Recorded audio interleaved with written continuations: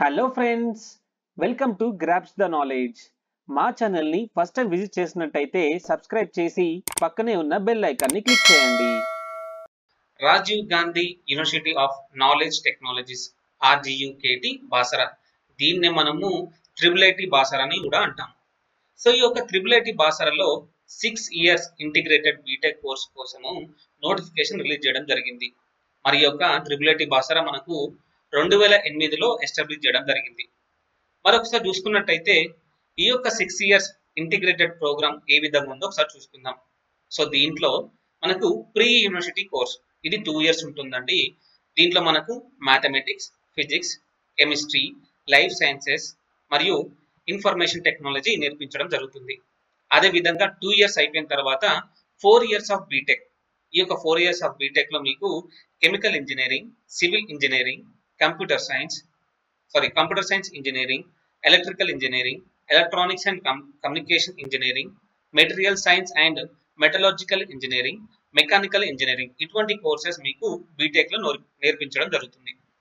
అదే విధంగా ఈ యొక్క ట్రిపుల్ ఐటీ బాసరాకి అప్లై చేసుకోవడానికి ఎలిజిబిలిటీ క్రైటీరియా ఏ విధంగా ఉన్నదంటే, ఎవరైతే క్యాండిడేట్స్ ఫస్ట్ అటెంప్ట్ లో 10th క్లాస్ పాస్ అయిన విద్యార్థులు అప్లై చేసుకోవచ్చు. వాళ్ళు తెలంగాణ వాళ్ళు కానీ లేదంటే ఆంధ్రప్రదేశ్ కానీ దాంట్లో చదువుకున్న వాళ్ళు అప్లై చేసుకోవచ్చు. అంటే ఫస్ట్ అటెంప్ట్ లో పాస్ అయి ఉండాలి.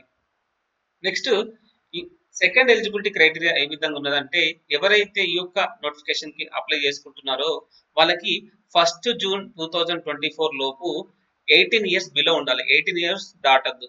సో అంతలోపు ఉన్న వాళ్ళు మాత్రమే అప్లై చేసుకోవాలి. ఒకవేళ SC/ST విద్యార్థులు అయితే వాళ్ళకి 21 ఇయర్స్ బిలో ఉండాలి. నెక్స్ట్ చూసుకున్నట్టయితే ఎవరైతే స్టూడెంట్స్ ఒకవేళ NRI కిందికి వస్తున్నారు అంటే international students having Indian citizenship వాళ్ళు కూడా ఎలిజిబులే. అదేవిధంగా పర్సన్స్ ఆఫ్ ఇండియన్ ఒరిజిన్ వాళ్ళు కూడా ఎలిజిబులే. Overseas citizen of India card holders ఉంటారు కదా, వాళ్ళు కూడా ఈ యొక్క నోటిఫికేషన్ కి అప్లై చేసుకోవడానికి ఎలిజిబులే.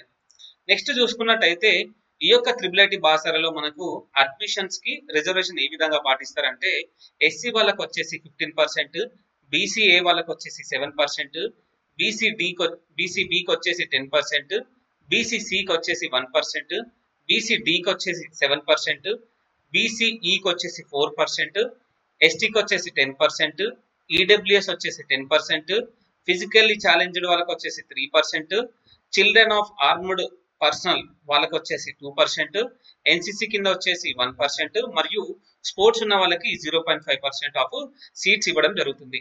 అదే విధంగా ఈ యొక్క కాస్ట్లలో ఎవరైతే గర్ల్స్ ఉన్నారో వాళ్ళకి 33% ఆఫ్ హారిజంటల్ రిజర్వేషన్ కూడా పాటించడం జరుగుతుంది. నెక్స్ట్ ఈ యొక్క Rajiv Gandhi university of knowledge technologies కి అప్లై చేసుకోవాలంటే మీరు గూగుల్లోకి వెళ్ళి RGUKT బాసరా అని కొట్టండి. RGUKT మీకు గుర్తుపెట్టుకోండి, RGUKT AP కూడా వస్తుంది. సో అది కాకుండా మీరు ఏదైతే తెలంగాణ ఉన్నదో తెలంగాణకు అప్లై చేసుకోండి. ఒకవేళ ఏపీకి అప్లై చేసుకుంటే దానికి అప్లై చేసుకోవచ్చు. RGUKT బాసరా కొట్టిన తర్వాత మీకు హోమ్ పేజ్ లో ఈ విధంగా ఓపెన్ అవడం జరుగుతుంది. ఈ విధంగా ఓపెన్ అయిన తర్వాత ఇక్కడ మీకు అడ్మిషన్స్ అని ఉంటది కదా, UG అడ్మిషన్ 2024-25 ఈ యొక్క UG అడ్మిషన్స్ ని క్లిక్ చేయండి. క్లిక్ చేసిన తర్వాత మీకు ఈ విధంగా ఓపెన్ అవడం జరుగుతున్నది. ఈ విధంగా ఓపెన్ అయిన తర్వాత ఒకవేళ మీరు పూర్తిగా ప్రాస్పెక్టస్ ని చదవాలనుకుంటే ఇక్కడ మీరు ప్రాస్పెక్టస్ ని క్లిక్ చేయొచ్చు.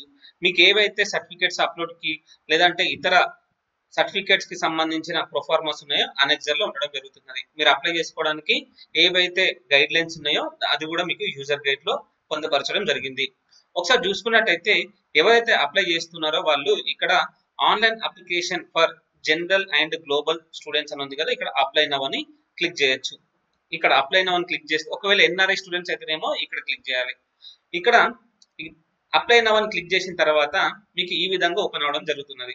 ఈ విధంగా ఓపెన్ అయిన తర్వాత ఇక్కడ మీరు చూడండి, submit online application, print duplicate application form, application fee payment, print duplicate fee receipt, అదే విధంగా అనెక్సర్స్, ప్రాస్పెక్టస్ ఏవైతే మీరు అప్లై చేయాలనుకుంటున్నారో సబ్మిట్ ఆన్లైన్ అప్లికేషన్ ఫామ్ అని క్లిక్ చేయండి. దాన్ని క్లిక్ చేసిన తర్వాత మీకు పూర్తి డీటెయిల్స్ అడగడం జరుగుతుంది. అంటే మీ పేరు ఇవన్నీ డీటెయిల్స్ కూడా అడగడం జరుగుతున్నది. ఇవన్నీ మీరు సబ్మిట్ చేసిన తర్వాత పేమెంట్ చేయాల్సి ఉంటుంది. అవన్నీ ఒకసారి చూసుకొని మీరు పేమెంట్ చేయండి. పేమెంట్ చేసిన తర్వాత అప్లికేషన్ ఫామ్ అనేది ప్రింట్అవుట్ కొట్టండి.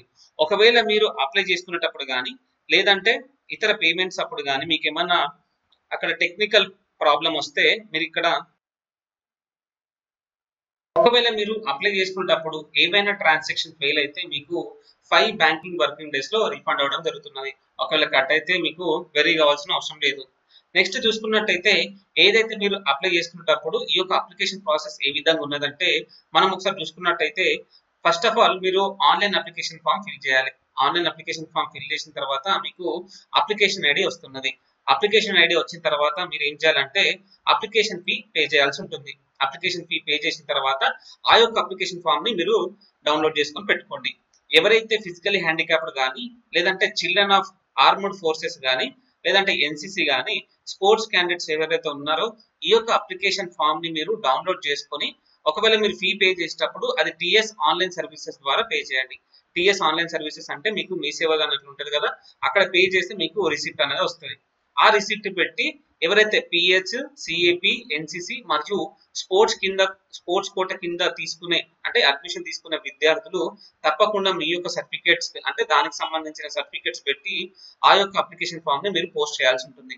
దాని యొక్క అడ్రస్ మనకు ప్రాస్పెక్టస్ లో ఉండడం జరుగుతుంది. ఒకసారి చూడండి.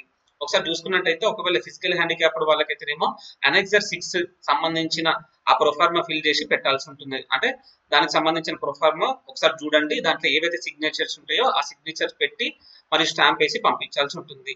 అదే విధంగా ఎవరైతే చిల్డ్రన్ ఆఫ్ ఆర్మడ్ ఫోర్సెస్ కిందకి వస్తున్నారో వాళ్ళు అనెక్సర్ 7 కింద ఫిల్ చేయాల్సి ఉంటుంది. ఎవరైతే ఎన్సిసి కింద వస్తున్నారో వాళ్ళు అనెక్సర్ 8 యూజ్ చేయాల్సి ఉంటుంది. ఎవరైతే స్పోర్ట్స్ కింద అడ్మిషన్ తీసుకుంటున్నారో వాళ్ళు కూడా అనెక్సర్ 8 కింద మీరు ఫిల్ చేయాల్సి ఉంటుంది.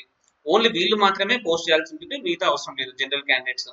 నెక్స్ట్ చూసుకున్నట్టయితే ఈ యొక్క అప్లికేషన్ కి మనము అప్లికేషన్ ఫీ ఏ విధంగా ఉందంటే ఎవరైతే ఓసీ మరియు బీసీ వాళ్ళ తెలంగాణ వాళ్ళే కానీ లేదంటే ఏపీ వాళ్ళే కానీ వాళ్ళకి వచ్చేసి 500 రూపీస్ ఉన్నది. అదే విధంగా ఎస్సీ ఎస్టీ వాళ్ళకి వచ్చేసి 450 రూపీస్ అప్లికేషన్ ఫీ ఉన్నది. ఎవరైతే other than Telangana and Andhra Pradesh అంటే global students other than Telangana మరియు ఏపీ కాకుండా మిగతా వాళ్ళకి వచ్చేసి 1500 రూపాయలు అప్లికేషన్ ఫీ ఉంది. ఎవరైతే students Telangana interest unfilled global candidates వచ్చేసి 1500 రూపీస్ ఉన్నది. ఒకవేళ ఎవరైతే క్యాండిడేట్స్ ఎన్ఆర్ఐ లేదంటే ఇంటర్నేషనల్ క్యాండిడేట్స్ కిందకి వస్తారో వాళ్ళకి $100 పే చేయాల్సి ఉంటుంది. $100 అంటే $1 ఈక్వల్ టు మనకు 80 రూపీస్ అట్లా ఉంది కదా, అట్లా $100 మీరు పే చేయాల్సి ఉంటుంది. అదే విధంగా the application fee should be paid through TS online services. మీరు మీ సేవ ద్వారానే అప్లికేషన్ ఫీ అనేది పే చేయాల్సి ఉంటుంది. అదొకసారి చూసుకోండి. నెక్స్ట్ చూసుకున్నట్టయితే అడ్మిషన్ ప్రొసీజర్ ఏ విధంగా ఉన్నదంటే admissions to the first year of integrated BTech programme for the academic year 2024-25 will be based on the merit. ఏవైతే మీరు 10th క్లాస్ లో మెరిట్ తెచ్చుకుంటున్నారో ఆ మెరిట్ ద్వారానే మీకు అడ్మిషన్స్ అనేది ఇవ్వడం జరుగుతుంది. అంటే 10th క్లాస్ 10 సిజిపిఏ 9 జిపిఏ అట్లుంటాయి కదండి, వాటి మీదనే మీకు అడ్మిషన్ అనేది ఇవ్వడం జరుగుతుంది. ఎవరైతే a deprivation score of 0.4 prescribed by the government for the academic year 2024-25 under state 13(3) shall be added to the 10th class CGPA for those applicants who studied in non-residential government schools including జిల్లా పరిషత్ and municipal schools. ఎవరైతే జిల్లా పరిషత్ మరియు municipal స్కూల్లో చదువుతున్నారో వాళ్ళకి మాత్రం 0.4 వాళ్ళకి ఆ 10th class marks కి యాడ్ చేయడం జరుగుతున్నది. సో అంటే రెసిడెన్షియల్ వాళ్ళకి చేయరండి, ఓన్లీ నాన్ రెసిడెన్షియల్ వాళ్ళకే చేస్తారు. సో ఎవరైతే సోషల్లీ ఎకనామికల్లీ వాళ్ళు ఉంటారో వాళ్ళకి ఈ యొక్క అడ్మిషన్స్ మనకు ఇవ్వడం జరుగుతున్నది. నెక్స్ట్ చూసుకున్నట్టయితే అంటే సోషల్ ఎకనామికల్లీ బ్యాక్వర్డ్ ఉంటున్నారో వాళ్ళకి మాత్రమే అడ్మిషన్స్ ఇవ్వడం జరుగుతుంది. నెక్స్ట్ చూసుకున్నట్టయితే at RGUKT Basar admissions for academic year 2024-25 85% of total seats అంటే ఏవైతే 85% ఆఫ్ అవైలబుల్ సీట్స్ ఉన్నాయో అవి ఓన్లీ లోకల్ క్యాండిడేట్స్ కి ఇవ్వడం జరుగుతున్నది. అంటే తెలంగాణ స్టేట్స్ వాళ్ళకి 85% ఆఫ్ సీట్స్ కేటాయించడం జరిగింది. అదే విధంగా 15% ఆఫ్ సీట్స్ అన్రిజర్వ్డ్ అంటే 15% ఆఫ్ సీట్స్ ఏవైతే ఆంధ్రప్రదేశ్ మరియు తెలంగాణ వాళ్ళకు కూడా ఇచ్చే ఛాన్సెస్ ఉన్నాయి కాబట్టి వాళ్ళకు కూడా వస్తున్నది. నెక్స్ట్ చూసుకున్నట్టయితే ఒకవేళ మీకు 10+ అంటే ఇప్పుడు చాలా మందికి 10s వస్తున్నాయండి, 9 కూడా వస్తున్నాయి, 9 జీపీఏ 10 జీపీఏ ఇట్లా వస్తున్నాయి కదండి. ఒకవేళ మీకు ఆ యొక్క స్కోరు ఒకవేళ టై అయితే ఫస్ట్ ఆఫ్ ఆల్ మీకు ఏం చూస్తారంటే మ్యాథమెటిక్స్ లో హైయెస్ట్ చూస్తారు, అదే విధంగా జనరల్ సైన్స్ లో చూస్తారు, అదే విధంగా ఇంగ్లీష్ లో చూస్తారు, అదే విధంగా సోషల్ స్టడీస్ లో చూస్తారు, అదే విధంగా ఫస్ట్ లాంగ్వేజ్ లో చూస్తారు. ఇవన్నీ కూడా టై అయినాయి అనుకో అప్పుడు మీకు డేట్ ఆఫ్ బర్త్ చూస్తారు. ఆ విధంగా మన డేట్ ఆఫ్ బర్త్ కూడా టై అయితే అప్పుడు ఏం చేస్తారంటే ర్యాండమ్ గా మీకు హాల్ టికెట్ నెంబర్ బట్టి తీయడం జరుగుతున్నది. నెక్స్ట్ ఎవరైతే క్యాండిడేట్స్ ఈ యొక్క యూనివర్సిటీకి అప్లై చేయాలనుకుంటున్నారో అప్లై చేసిన తర్వాత మీకు ఏం చేస్తారంటే అడ్మిషన్ లిస్ట్ అనేది పెట్టడం జరుగుతుంది. సెలెక్ట్ అయితే అడ్మిషన్ లిస్ట్ ఏ విధంగా పెడతారంటే ఈ యొక్క వెబ్సైట్ లో మీకు పొందుపరచడం జరుగుతుంది. ఏదైతే www.rgukt.ac.in అనే వెబ్సైట్ లో పెట్టడం జరుగుతుంది. ఎవరైతే అప్లై చేసుకున్న తర్వాత టైం టు టైం మీరు ఆ యొక్క వెబ్సైట్ ని చెక్ చేసుకోవాల్సి ఉంటుంది. అడ్మిషన్ లిస్ట్ పెట్టగానే ఒకసారి చూసుకోండి.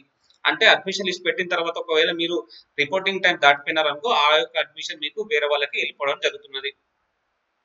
ఈ యొక్క అప్లికేషన్ కి మనకు ఎప్పుడు స్టార్ట్ అయిందంటే online application receiving first of all మనకు నోటిఫికేషన్ అనేది 27th మే రోజు రావడం జరిగింది. బట్ ఆన్లైన్ అప్లికేషన్స్ అనేవి మనకు జూన్ 1 నుంచి వెళ్ళి స్టార్ట్ అవడం జరిగినది. So last date for receiving online applications మనకి ఎప్పుడు లాస్ట్ డేట్ ఎప్పుడు ఉందంటే 22nd జూన్ 2024 5 గంటల్లోపు మనము అప్లికేషన్ అప్లై చేయాల్సి ఉంటుంది ఈ యొక్క అప్లికేషన్ ఫామ్ కి. Next last date for receiving printout of the online application by post for special categories అంటే ఎవరైతే ఫిజికల్లీ ఛాలెంజ్డ్ కానీ సిఏపి కానీ ఎన్సిసి కానీ స్పోర్ట్స్ కింద అడ్మిషన్ తీసుకున్న వాళ్ళు ఫిజికల్ గా అంటే హార్డ్ కాపీ పంపిస్తున్నారో వాళ్ళకి మాత్రము 29/6/2024 లోపు అంటే సాటర్డే లోపు మీకు ఆ యొక్క పోస్ట్ ద్వారా పంపించాలి అంటే అక్కడ చేరాల్సి ఉంటుంది.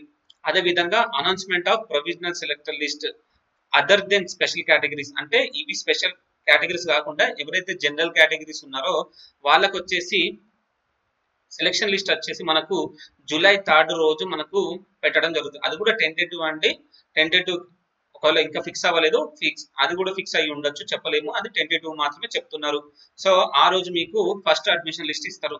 అది ఇచ్చిన తర్వాత సర్టిఫికేట్ వెరిఫికేషన్ క్యాండిడేట్ సెలెక్టెడ్ ఒకవేళ సెలెక్ట్ అయిన తర్వాత సర్టిఫికేట్ వెరిఫికేషన్ ఎక్కడ చేస్తారంటే ఏదైతే RGUKT బాసర క్యాంపస్ లో మీకు 8th జూలై నుంచి వెళ్ళి 10th జూలై వరకు ఆ మధ్యలో మీకు చేయడం జరుగుతుంది సర్టిఫికేట్ వెరిఫికేషన్. ఇది కూడా టెంటేటివ్ అండి.